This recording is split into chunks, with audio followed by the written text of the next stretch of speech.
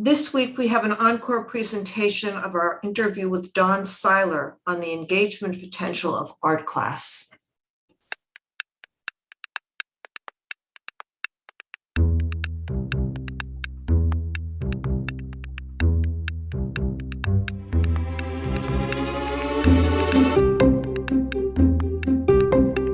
Hi, I'm John Moscow.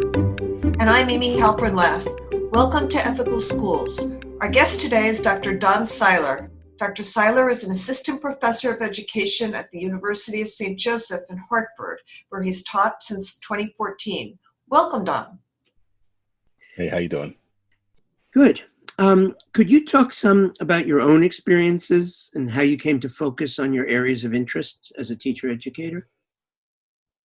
So I was raised I tell my students constantly, I'm from North Philly.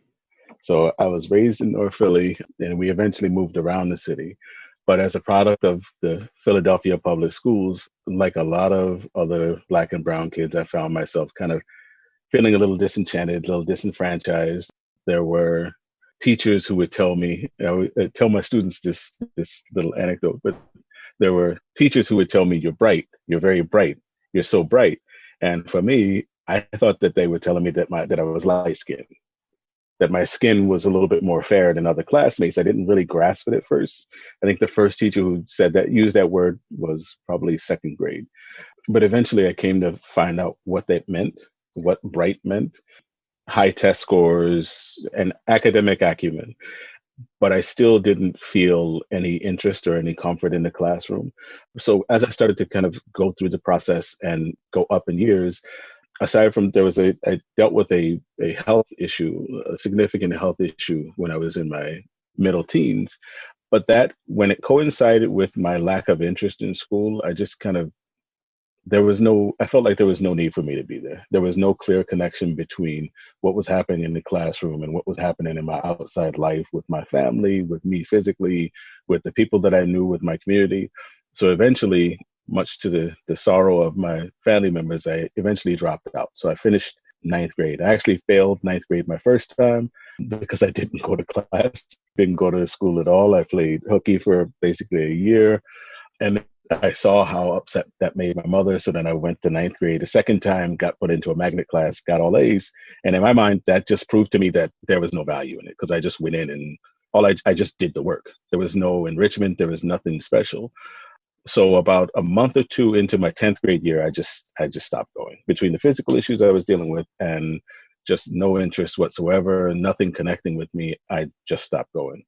What I did find when I was in school was that the art classroom felt different than the other classes for me and for a lot of my classmates. The art classroom felt like a place where, even when there were specific assignments, the art classroom felt like a place where we could go in and be ourselves, where we didn't have to kind of just batten down and get a book or get a worksheet and just do the work we were told to do or take the test we were told to take. We could actually do something that seemed to matter to us. And it was also a place where I felt like I had some value. So in the art classroom, I felt like my worth was clear in that room. I had a little bit of skill. Classmates seemed to like some of the things that I did, but it was definitely kind of an equalizer, a comforting space, a safe space. And it was those experiences that eventually led me to pursuing my degree as an art educator, and then eventually, going forward with my research. And what did you do? What did you do after you dropped out? So my brother and I actually ended up working a bunch of temp jobs. So I worked at a bridal warehouse. I worked as a mover. I acted as my mother's chauffeur. She didn't like driving. If you've driven around Philly, you would understand why she didn't like driving. It's not New York, but it's still kind of rough. So I did those things. That's basically, and I was a caregiver. I had been a caregiver for my father, a caregiver for my nephews and my niece. So I did that for a while. And then a story that I don't necessarily share with a lot of people is when one of my brothers fell ill and was on the verge of passing away, I was 19.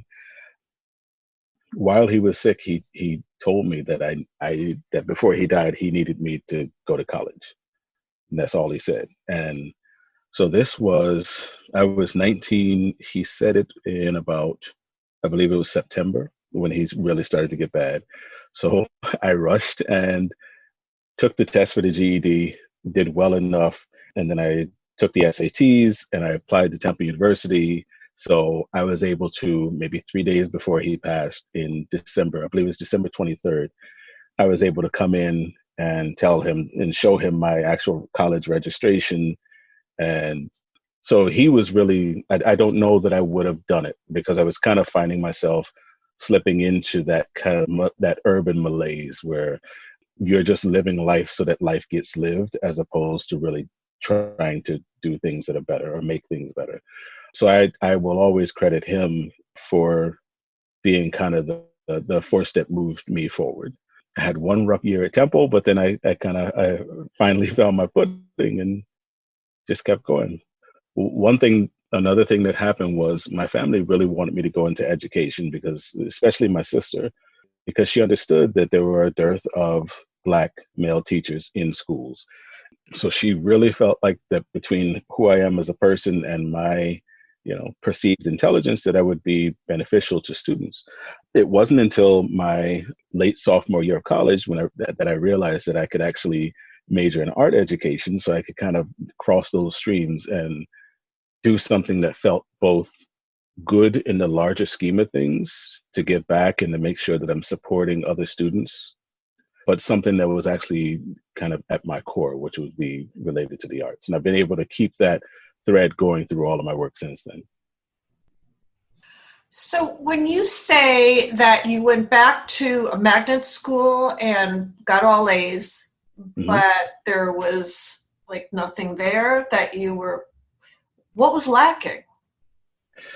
I won't say it was. There was one specific teacher, and I can't recall his name at this moment, who was clearly very caring. He was the advisory teacher. He was very thoughtful, very kind. He ran marathons and really tried to connect with us. But it wasn't necessarily him as an individual. It was just everything else. Like the work itself was basically, even classes were like multiple choice tests where you were asked a question and then you responded to that question, where you were given a few options that you could choose from. There were really no projects. It was all geared towards making sure that you would be able to be successful on assessments and making sure that you remembered information, but there was no connection to the information. It just didn't have any value for me. I would go into school and they would tell me all these things, and then I would go home and my entire home life had no relation to it. It just didn't make sense. And I had family members who would tell me how important education was, but I didn't really understand what that meant. I didn't understand how that value would manifest when I was done. Why was I dealing with both the physical issues and the just general boredom and malaise if there wasn't going to be any potential benefit? And it wasn't until college, once I was able to choose my major and really focus on things that I felt were important, that's when I started to feel like there was a clear value in education. Up until then, I was doing it because I was supposed to do it. And as soon as I didn't have to do it anymore, I stopped doing it. And that's why I ended up dropping out. So you were learning, but you just didn't see any value in what you were learning, or? It was less learning. I had one teacher who, during that year that I basically skipped the whole year, I had been out of school for maybe 2 or 3 weeks, and he made a comment during class because he was frustrated at students' test scores. And he said, "We're not all like Don. Don could miss a couple of weeks, come in and get an 85 or a 90 on the test. Most of us need to be able to study." And he thought that he was praising me, but that really helped to kind of crystallize the fact that like the school wasn't giving me anything. It was my own. I was good at playing school. I was good at figuring out the right answer. I was good at deductive reasoning. I was good at kind of looking at the evidence, but it didn't mean that school was teaching me discrete things. Math classes, maybe there were concepts that I had to pick up. But outside of that, most of the information was just, I was able to kind of figure it out. If the information was there, I could figure the information out. So I'm not suggesting that I'm some kind of a savant. I'm saying that there was no engagement with the materials that really made school feel like it meant something. There's a phrase, the game of school. Mm-hmm. What's your sense of what that means? And did that apply at all to you or to your classmates, do you feel? I think that it did. In my mind, Thinking about the game of school makes me think of hidden curriculum. It makes me think of the idea that there are certain traits, certain characteristics, certain cognitive leanings that make someone more likely to be successful in school. It would be partially to blame for things like disparate test scores between students of color and white students. It would also be something that you could understand. Well, that would be more socialization. But if you're thinking about why young ladies' math scores are a little bit lower, it's partially because of socialization, but it's also partially because certain students are trained to look at school a certain way. There are definitive cultural aspects that play a role in that. But I think of the game of school as being from a group, whether that be having college educated parents who can then guide you through all of these different processes and rituals and rites of traditional education, or just being like me, where you're just someone who for whom that way of thinking makes sense. So it's a very singular way of thinking about learning, but it's also a very singular way of thinking about, let's say, even behavior in the classroom. What is disruptive versus what is being engaged. So you did your dissertation and some follow-up work specifically around looking at the experiences of several young Black men, boys in I think an 8th grade class, in a middle school class. What did you find in that study? What did you find was happening? So part of the root of that study was I wanted to see whether or not I was an outlier in terms of the way I felt when I was in the art classroom, whether or not it inspired comfort and engagement in other students the way that it had with me. So I started to look up as much literature as I could to kind of both to lay out what engagement actually is, but also to kind of look at what the factors are in an art classroom that might have made it a distinct experience. So what I tried to figure out was what aspect, if at all, whether or not Black students, Black male students, were feeling like their experiences in the art classroom were different than their other classrooms, whether or not they felt more engaged, and if so, to what they attributed. So this was a phenomenological piece. So I spent a lot of time focusing on. Can you clarify for listeners, what does phenomenological mean in concrete terms? Okay. So phenomenology is a research methodology that focuses on the experiences of individuals or small groups. A lot of the literature that I read suggested that high quality phenomenological research will oftentimes hit its saturation point as you near 10 people. Whereas with ethnography, you tend to want to be a little bit broader. So phenomenological research really focuses on the experiences of people who are in the situation. So studying the phenomenon not as an outsider, not taking an etic view, but studying the phenomena with the person or people who experienced it as your primary sources. So with phenomenology, you're basically allowing their lived experience to be empirical, with the exception of, let's say, they said, well, I like the art classroom because the aliens came down and told me that I should like the art classroom. That type of statement would be kind of the bar for, if you could find some reason to doubt the reality of something someone said, then that would kind of call it into question when you're doing your data analysis. But for the most part, phenomenology focuses on looking at the experiences of the individuals, revaluing their experiences as basically empirical evidence for that phenomenon, because they are seeing it and experiencing it and feeling it the way that they see, experience, and feel it. So it's not necessarily my job to say, yeah, but throughout the process. That's kind of a quick and dirty lay version of phenomenology there. But the whole focus for this study was to see what their experiences were like. So I used Steiner Cavalli did some work around interview, how to structure interviews. So I went with his 3 interview format, and the focus of the interviews, the first interview was a conversation around what their experiences in the past had been as it pertained to both school and art, to kind of lay a groundwork. The second interviews were related to how they were experiencing both of those things at that time, at the time of the interviews. And then the third set of interviews would talk about or focus on how they projected. So kind of having them predict or project what they thought the future would hold for them in those areas. So that way it kept what we were talking about grounded in school and art, traditional classroom and the art classroom, but it also allowed them to dig into their experiences, and it helped me to see what experiences they had had with the arts outside of school, in their homes, what their general relationship to education was via their parents, as well as their siblings. Many of them had siblings that had influence. And I also did 6 months of observations where I went to the school, watched the class. It was partial participant observation. So I did help sometimes in the class itself. They knew that I was there to do research.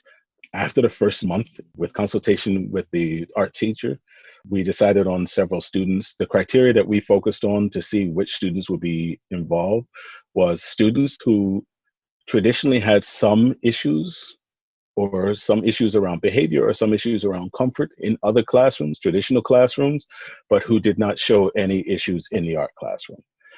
But I also looked for students whose behavior patterns in the art classroom were distinct. So I kind of used those criteria to build up the students that we wanted. And I spoke to the art teacher and a couple of classroom teachers to decide which students for whom it would be appropriate. There were a couple of interesting students who had other diagnoses that I didn't want to disrupt their classroom experience. It was too valuable for them. But for the most part, what I found with those students is their background in the arts varied. Their background with education was almost scripted, what you would expect to hear an adolescent say, which was, I enjoyed elementary school. Elementary school was great. We came to middle school, things got harder and more complicated, and I don't like it as much. But when I go into the art classroom, I enjoy it. They all said that even though all of their backgrounds were different, they all had varied experiences with the arts. None of them, there were a couple of questions about their identities as artists. None of them acknowledged that they thought they would be an artist in the future. And I thought that that was important. I wasn't necessarily being skewed by students who had self-selected themselves or who spent their whole life developing as an artist. So it was really interesting to find that it wasn't their experience in the arts that made a difference in terms of how they perceived the art classroom. It really was more about what happened when they got to the art classroom. It was about the environment itself, the pedagogy that happened in the classroom, as opposed to just the idea of art. Some of them did draw on their own. Some of them did have a high value for visual arts, even though they did not see themselves as artists.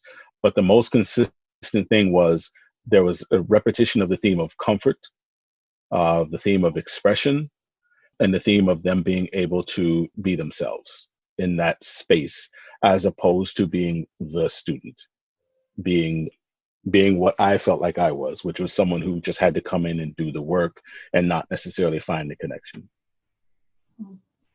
And you've spoken about 3 kinds of engagement, Mm-hmm.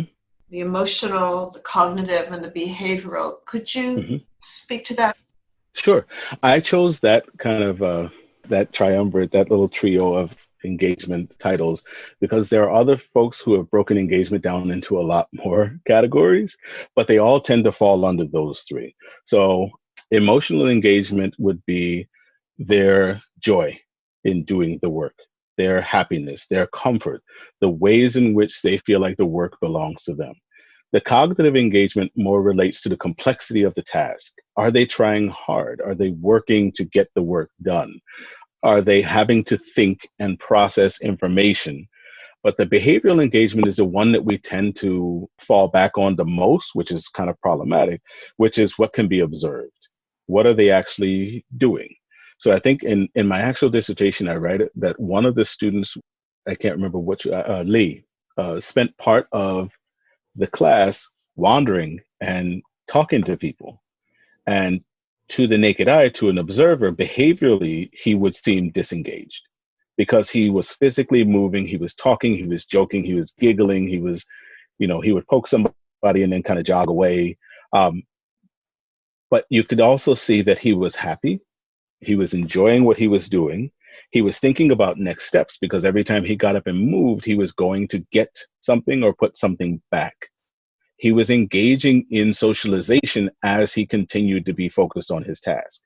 So if I had just focused on behavioral engagement, it would have been very easy to kind of be blinded by the fact that he was up and moving during class and kind of, I won't say antagonizing other classmates, but we all know the type of student who jokes with other classmates consistently, but not in a cruel way.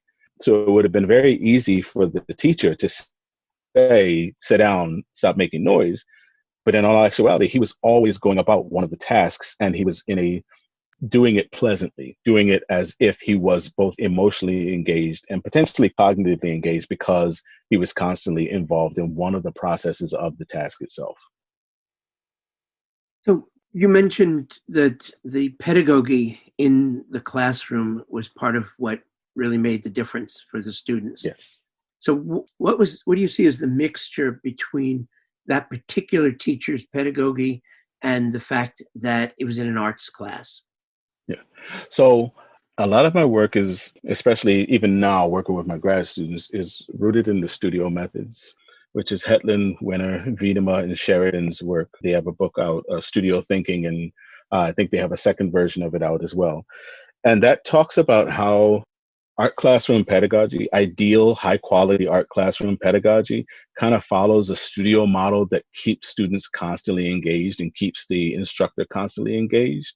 So at base, art classroom pedagogy is supposed to be engaging because students have some agency in what's happening in the classroom. The teacher is constantly connecting with the students, and if the work is connected with the students, then the teacher is constantly connecting with the students. But the classroom teacher that I was working with had also acknowledged the fact that he was consciously understanding the interactions and the social pressures of adolescence. So his students were allowed to move as long as they were being productive. His students were allowed to speak as long as they were still being productive and not disrupting others. They would sometimes use profanity or joke with each other. And his only real line was when the joking or profanity became sexual or aggressive. He didn't want students being cruel to each other or making each other feel that they were in an unsafe environment. So that was really the only time that he would stop. So when they would be joking around and cursing, and once again, when I say cursing, I'm not talking about like sailors. I'm talking about using fairly mild expletives as just interjections, as just components of their everyday speech. He didn't interact with that. And he told me during his interview that part of the reason for that was that he noticed that the students feel more comfortable when they're allowed to speak the way that they want to speak, when they are allowed to socialize as they work. So he had created this combination of what I would consider culturally responsive, culturally sustaining pedagogy, both with the work being student-centered, rooted in student experiences, as well as addressing the content that he needed to cover. But also his pedagogy had been adjusted and framed around student culture and student needs, so that he was not forcing them to become different people when they walked into his classroom. He was allowing them to be themselves, but understand the parameters under which they were expected to behave when they were in that classroom. So he really did incorporate both art classroom pedagogy, studio methods, as well as culturally responsive and culturally sustaining pedagogy. I don't know that he was aware. I don't know what his background was in culturally responsive pedagogy, but I know that what he did fell into that range. Yeah. Like so many things we talk about, funding comes into it. Arts are one of the first places that school budgets cut, right? Yes. Yes. Do you see this as an ethical issue? It really boils down to how we perceive art, but it's kind of a double-edged sword. Because when we talk about the funding cuts, when we talk about the arts disappearing, we're not talking about the arts disappearing from overly affluent schools. We're talking about the arts disappearing from schools that are serving, more likely to be serving poor students, schools that are more likely to be underserved themselves. So I don't know that it's even an ethical issue. I think culturally we understand the value of the arts, but then we walk headlong into this kind of elitist classist issue of, well, then who deserves them? Who deserves to get them? So I think that we as a culture, both educationally and otherwise, we understand the value of art. but we are falling back into that kind of old traditional classic idea of the arts belonging to the accultured people, to a certain group of people. So those funding cuts normally come from schools that would see, ironically, where the students would be probably even more served. So yes, there is an issue in terms of where the arts funding is cut, but I don't think that we as a culture don't understand what's happening. I think we're just not comfortable discussing, like we're not comfortable discussing the fact that it's happening to specific groups. But it still falls back on the focus on things like standardized testing. As long as we are focusing on standardized testing, it's not just the arts, it's athletics, all kinds of extracurriculars. It's the merging of, social studies and histories and other classes. It's the removal of even the slightest hint of trade classes in schools. It is a focus on English language arts and math as if they are the only two subjects and they are all encompassing.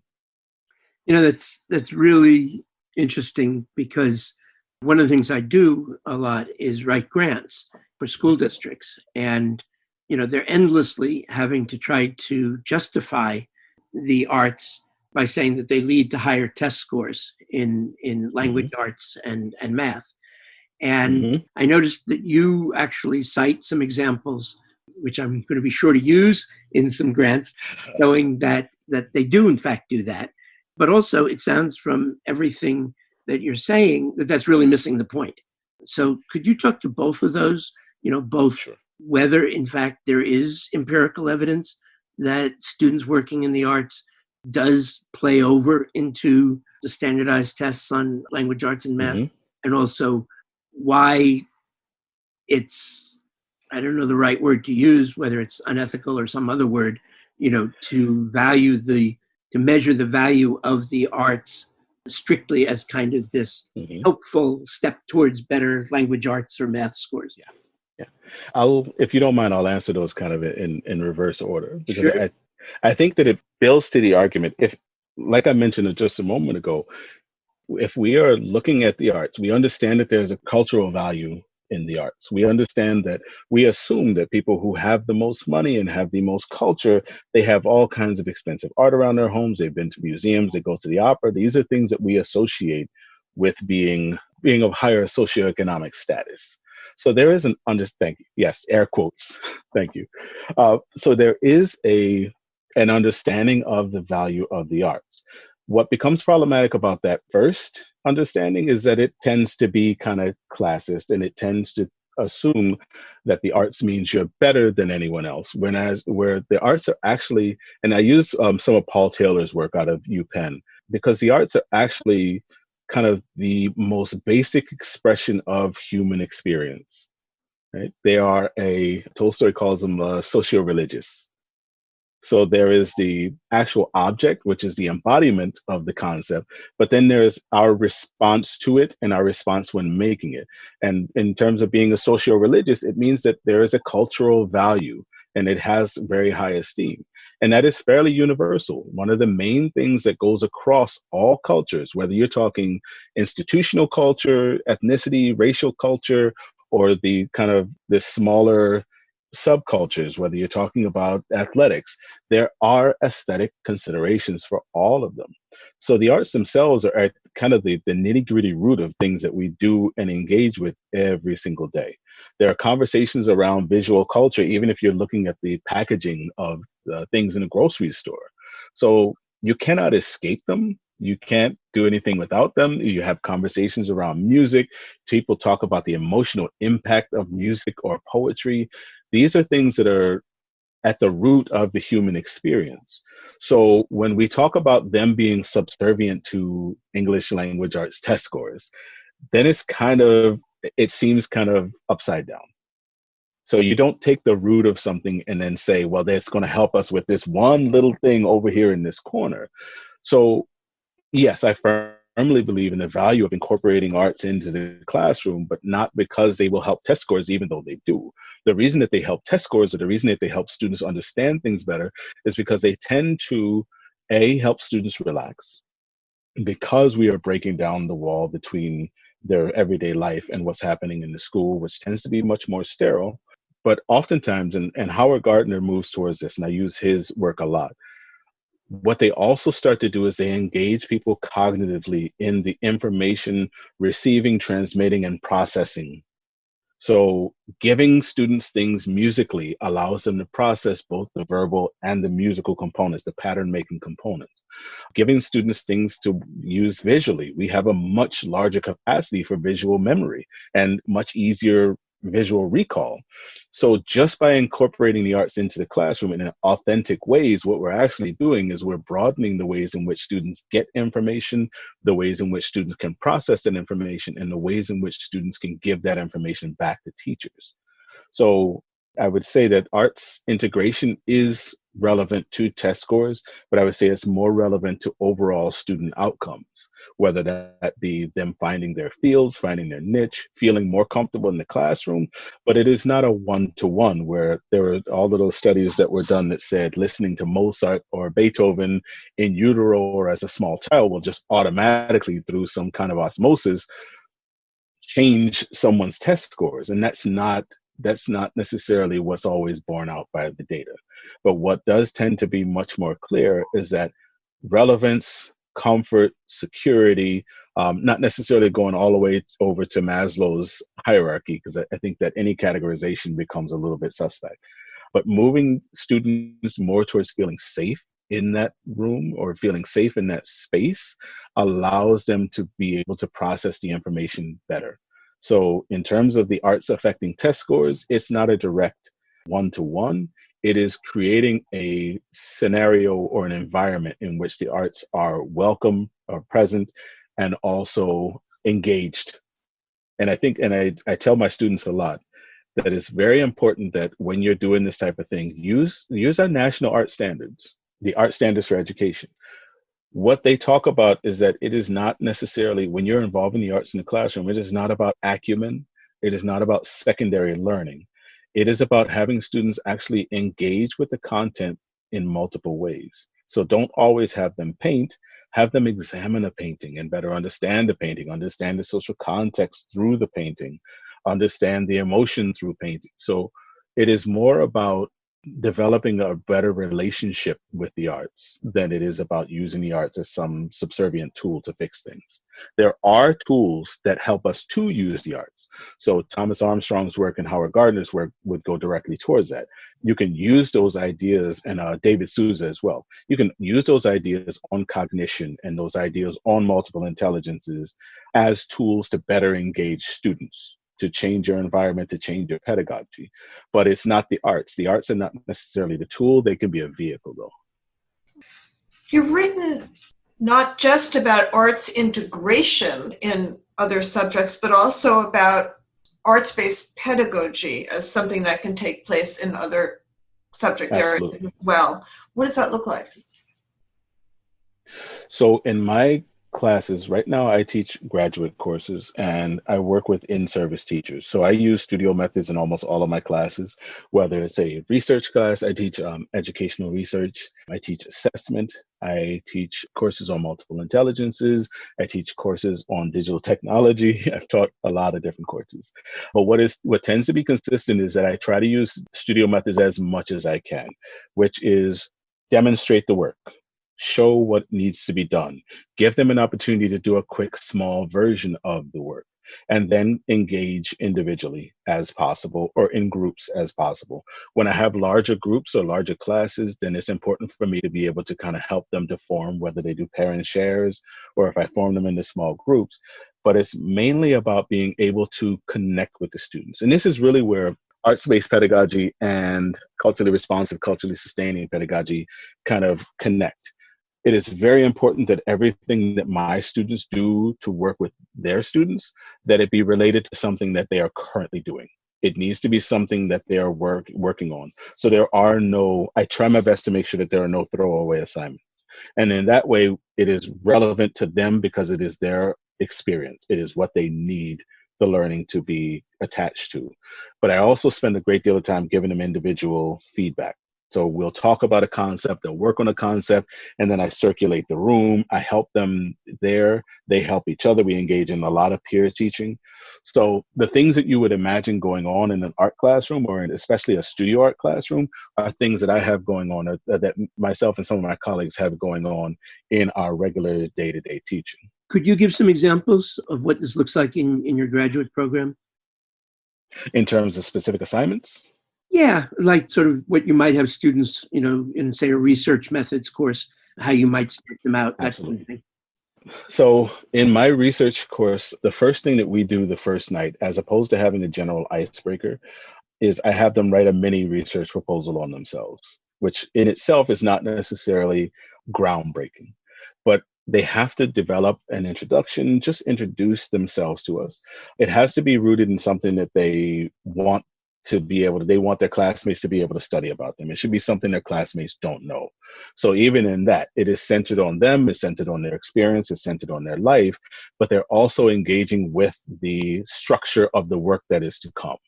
So they write out this mini proposal and we have conversations about it. And I use that as the springboard to talking about what those different parts should look like and how they should work. I give them about a 1-sentence layout of what the purpose should look like, what the significance should look like, what their methodology should look like, what their data analysis, data collection and analysis should look like. I give them about a sentence each to give them an idea, and then I immerse them in the work and immerse them in the discussions around the work. So as they're sharing, we're talking to each other and we're deciding what type of methodology would work. Would it be qualitative or quantitative?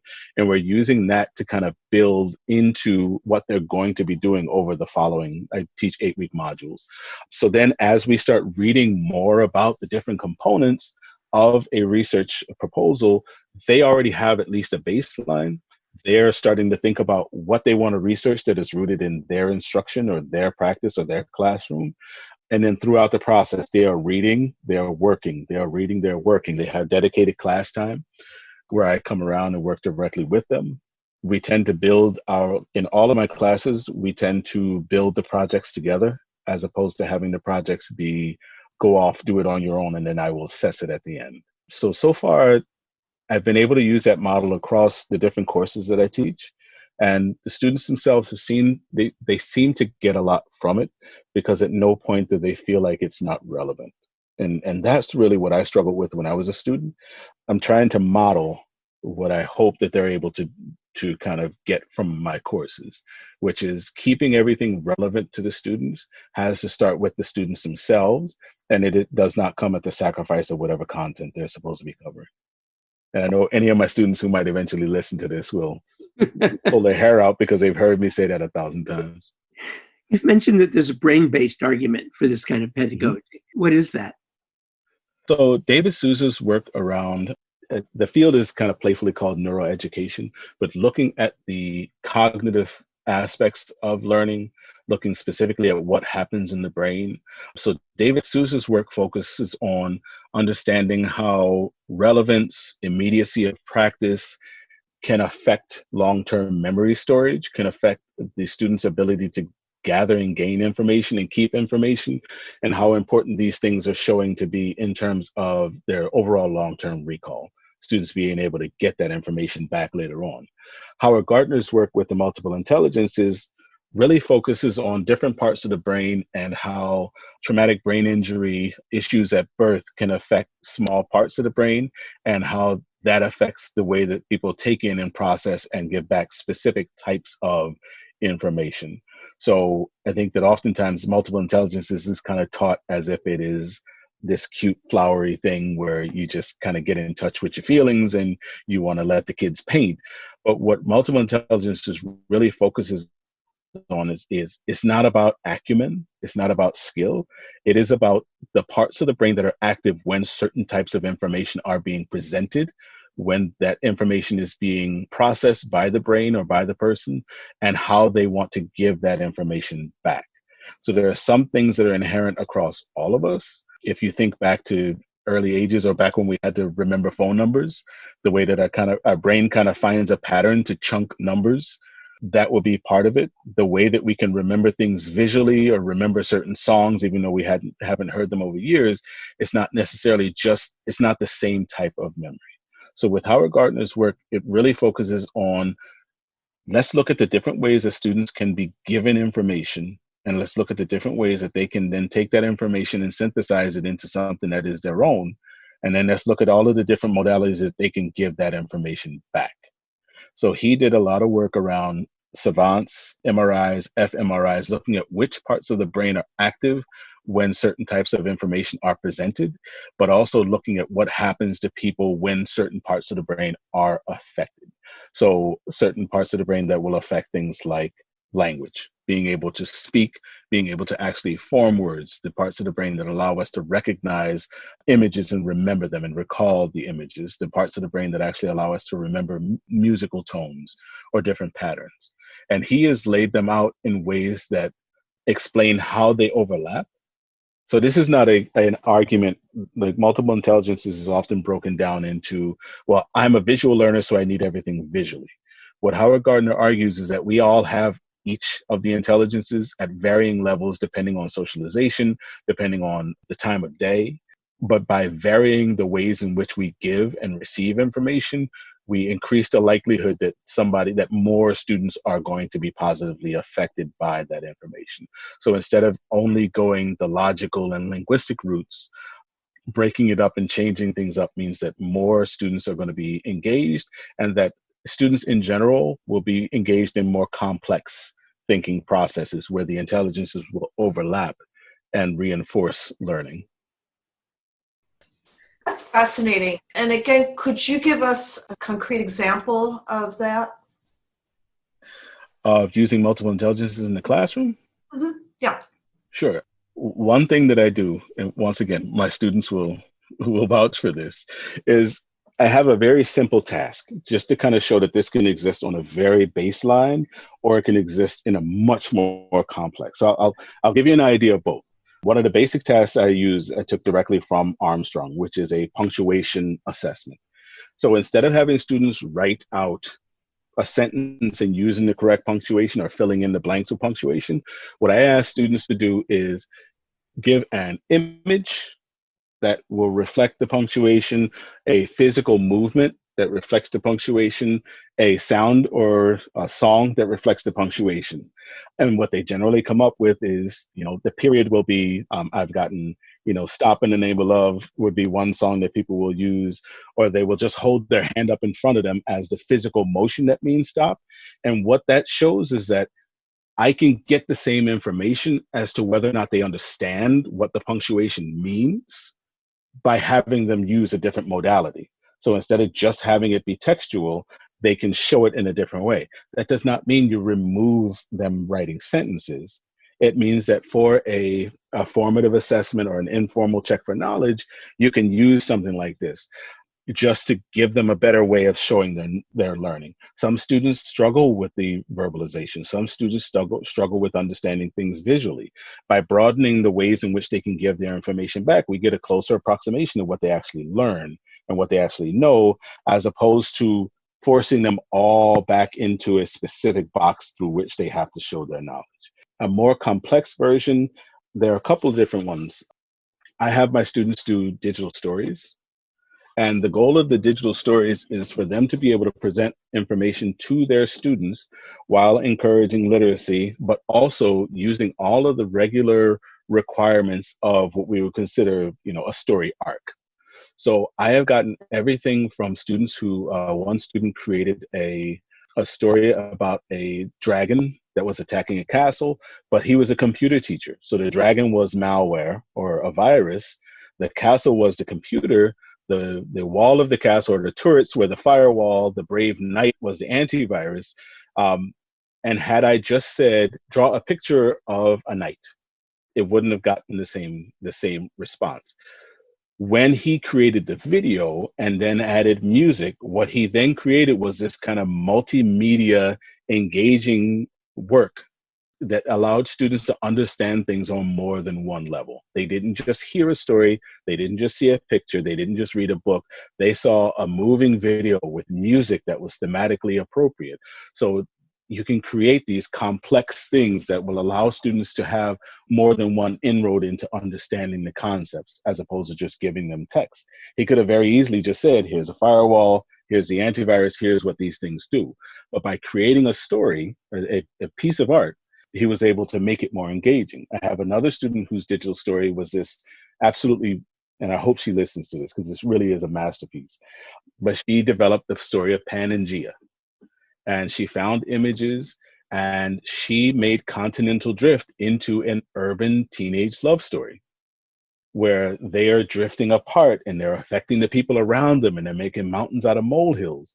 And had she just made it a story, it would have been fine. But by making it this piece of art that had urban music, it had characters that looked relatable to her students, visuals, it had a flow to it, it had her narration, it created something that was much more complex. So that's, let's say, engaging in multiple intelligences. I'm talking about creating things that allow students to understand information on multiple levels. I've also, years ago, we had a marketing program or a marketing assignment that we created when I was teaching art. And the goal of this assignment was just to create a marketing campaign, but they still had to do multiple components. They had to come up with a logo, a slogan, a jingle, a spokesperson. They had to come up with basically what the commercial would say. They had to have visuals. They had to create the ad themselves. They had to choose the product. And the complexity of that assignment, having them go through those steps, allowed them to think about the different parts of it, as opposed to me just saying, you're going to make a product and sell it to someone. So anytime you're engaging in a multiple intelligence or a arts-based project, it is important to make sure that the steps and the criteria are very clear, very distinct, but that the outcomes are still measurable using the same criteria, the same rubric. You're not changing the rubric, you are changing the ways in which they are allowed to show their understanding. Going back a little bit to when you were talking about culturally responsive sustaining education, Mm-hmm. and a lot of your work obviously focuses on phenomenologically, the experience that somebody is going through. What's it mean to say that culturally responsive sustaining education has to be experience-based in order to be really, meaningful and effective?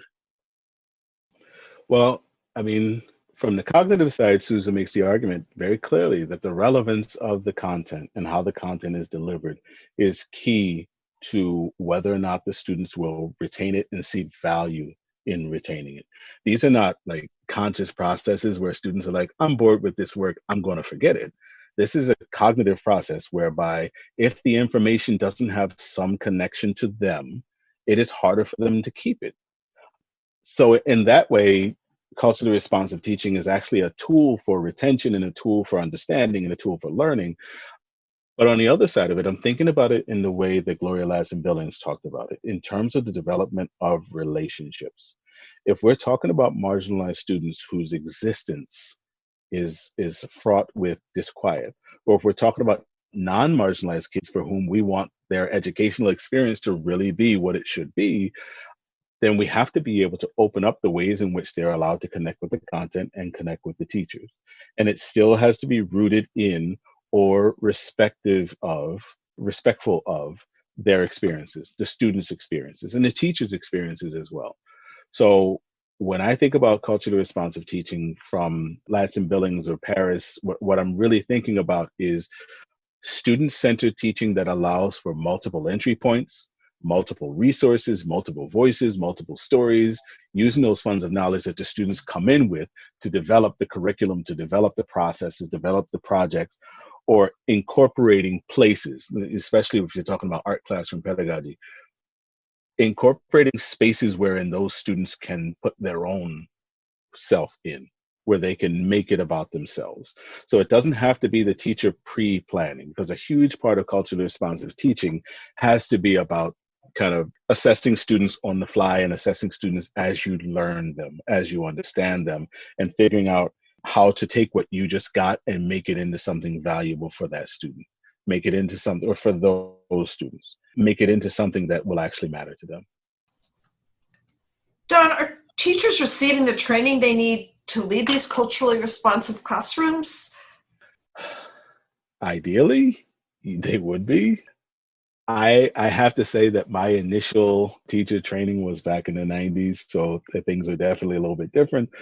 But I have been to a couple of different grad schools since then, and there was an emphasis in certain spaces on the idea of the science of teaching, the science of what it takes to be a teacher, lesson planning, understanding and unpacking standards, developing targets and essential questions and enduring understandings, taking the forms and the structures and making them make sense. The culturally responsive part really does fall into the art side of teaching, the art of teaching. It is the more humanistic side. I know that at USJ, we have made some pretty significant strides over the last 10 years to really increase the focus of our humanism in the classroom and our culturally responsive teaching. All of our position descriptions when we are looking to hire new people have a heavy focus on things like equity, social justice, culturally responsive teaching, being willing to teach the courses that we have, but not just teaching our diversity courses, but making sure that there is a thread of multiculturalism, cultural responsivism, that there are threads of these throughout all of our courses. So we have made sure that our department spends a great deal of time looking at the ways that we can incorporate culturally responsive teaching in our classrooms, whether it be through making sure that we are much more inclusive and open and welcoming environment, where students, once they get in, they feel comfortable and safe no matter what their backgrounds are, but also making sure that we are recruiting. We've recently went co-ed. We have a lot more males on campus, but we have a lot more Black males on campus. And we know that there is still a dearth of Black males in education. So looking at them as a potential pool of future teachers, but not just saying, let's draw them in, pull them in, and then once they get here, they're just going to have to adjust. What do we have to adjust as professionals, my colleagues and I, to help them to feel more comfortable? But several of us are also working in terms of professional developments at local school districts to see what we can do to support in-service teachers, not to tell them what they're not doing correctly, but to kind of build on what they're already doing that is culturally responsive, that is equity focused, and help them move along that path so that the students in their classrooms are benefiting. So we're attempting to model, but we're also attempting to work directly with school districts. I would still say that there is a long way to go in a lot of districts.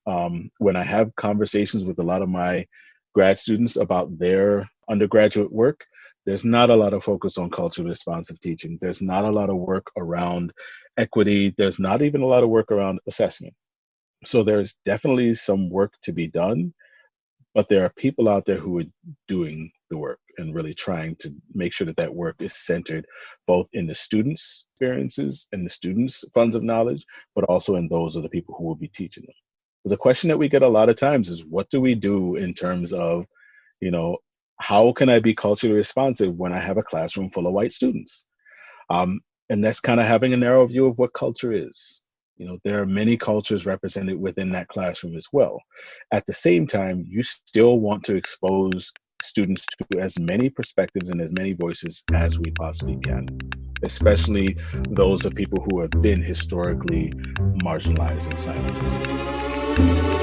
Thank you, Dr. Don Siler of the University of St. Joseph. And thank you, listeners, for joining us. Check out our website for more episodes and articles. We've begun to post annotated transcripts of our interviews. We offer professional development on social emotional learning with a focus on ethics in the New York City area. Contact us at hosts@ethicalschools.org or on Facebook, Instagram, and Twitter at Ethical Schools. Our editor and social media manager is Amanda Denti. Till next week.